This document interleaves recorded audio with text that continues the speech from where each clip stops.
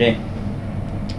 Assalamualaikum warahmatullahi taala wabarakatuh, dan salam sejahtera, salam satu Malaysia kepada anda-anda semua yang melihat saya punya Facebook ataupun YouTube pada hari ini, yang mana saya ingin menyampaikan sedikit luahan perasaan saya, yang mana saya sudah bersara daripada Angkatan Tentera. So saya ex-Army, Perkawalan 2 Bersara Mak Raji Wahab daripada Angkatan Tentera Darat Malaysia. Mana saya ingin, tujuan saya cakap pada hari ini bukan untuk mencari kesalahan sesiapa ataupun menuduh sesiapa, tapi ingin menyampaikan hasrat hati, hasrat kawan-kawan saya yang di luar, yang masih berkhidmat, yang bersara kepada tuan-tuan, kepada pihak kerajaan, walau siapa memerintah sekalipun, supaya anggota-anggota tentera yang masih berkhidmat dan anggota tentera yang bersara diberi perhatian kepada mereka selepas ini.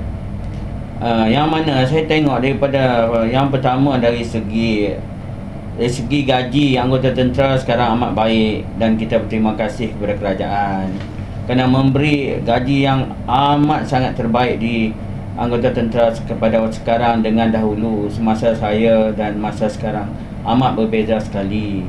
Jadi kita terima kasih kepada kerajaan.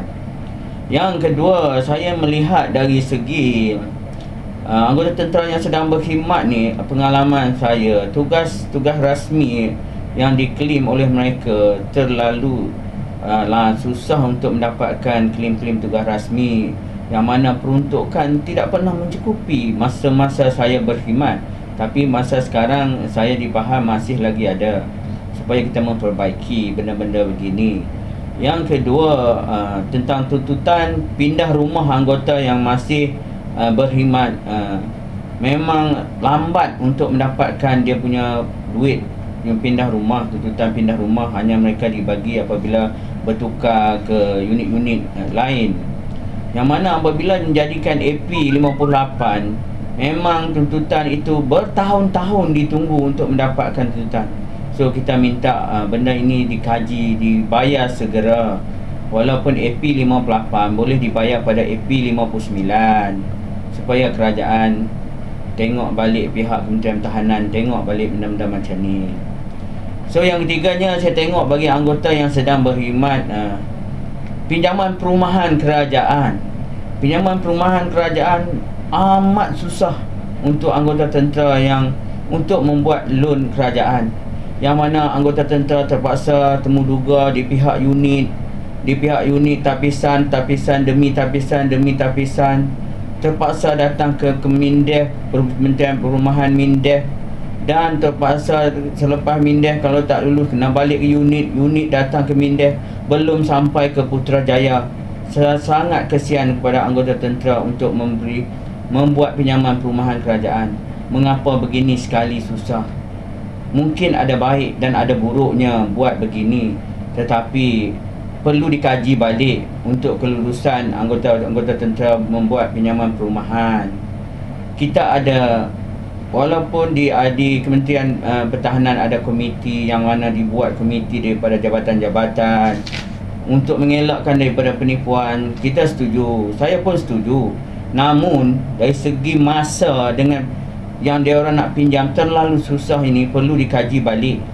Contohnya, anggota tentera yang masih berkhidmat nak pinjam pinjaman perumahan, mengapa gajinya tidak ditolak daripada allowance peruntukan pada isteri, terpaksa campur balik untuk melayakkan dia pinjaman perumahan? Kalau kita campur tolak semua pendapatan, isteri dibayar, isteri tentera ni dibayar 22% umur allotment, mengapa tidak dikira balik? Ini mengakibatkan ramai anggota tentera tak layak untuk membeli rumah, supaya pihak akan datang, pihak Kementerian Pertahanan ataupun kerajaan mandang balik benda ni dan kaji dengan Kementerian Perumahan Kerajaan di Putrajaya. Yang mana bagi anggota awam cukup senang pinjam perumahan, hanya masuk komputer boleh lulus dalam masa 1 hari 2 hari. Anggota tentera ke hulu ke hilir susah sangat supaya benda ni di Kementerian Tanah membuat satu yang memudahkan dia orang meminjam. Itu yang kita nak kebaikan kepada anggota tentera. Lagi satu anggota tentera saya tengok bagi yang apa nama, anggota yang bersara lah. Anggota yang bersara, tuntutan pindah dia orang ni memang lambat dapat. Sudah berpencen dah habis TTP pun kokoh baru dapat. So kita bagi kelonggaran supaya dibayar 2 minggu daripada tarikh dia berpindah balik ke kampung, supaya dapat di unit-unit tumpangan dia. Kita bayar dia orang secepat mungkin. Yang tu di mana bagi anggota yang bersara, yang saya sendirilah yang mengalami, yang mana saya bersara, saya tengok bagi anggota-anggota tentera yang berpencen ataupun tak berpencen, mengapa kerajaan ataupun Kementerian Pertahanan tidak mengadakan satu cara mengambil tenaga-tenaga berpencen pada usia 40-an ini diserap kepada kerajaan, kaitan kerajaan ataupun kontrak, memandangkan dia orang ni masih muda, dia orang berkelayakan. Bagi anggota yang berkelayakan, saya cakap sini anggota yang berkelayakan, kalau tidak layak jangan ambil. Bagi anggota berkelayakan, kerajaan perlu tengok dia orang berhenti umur 40. Kerajaan sekarang, kita kerajaan 60 pencen, mengapa tak diserapkan terus dia orang ni? Dia orang tak ada kerja. Kesian kepada bekas-bekas tentera sekarang. Kepada mereka juga kita tengok di sini, bagi kita di Kementerian Pertahanan, kerajaan kena memandang serius. Anggota tentera bagi ada rank, ada LLP, berhenti pencen, tidak ada kerja. Sedangkan pegawai-pegawai atasan berhenti terak, bukan semua, kebanyakan ada kerja dah ditetapkan di Lembaga Tabung Angkatan Tentera, diletakkan mereka, di Pernama diletakkan mereka, di Koperasi Tentera diletakkan mereka. Wajar diberi peluang kepada anggota leleng pangkat.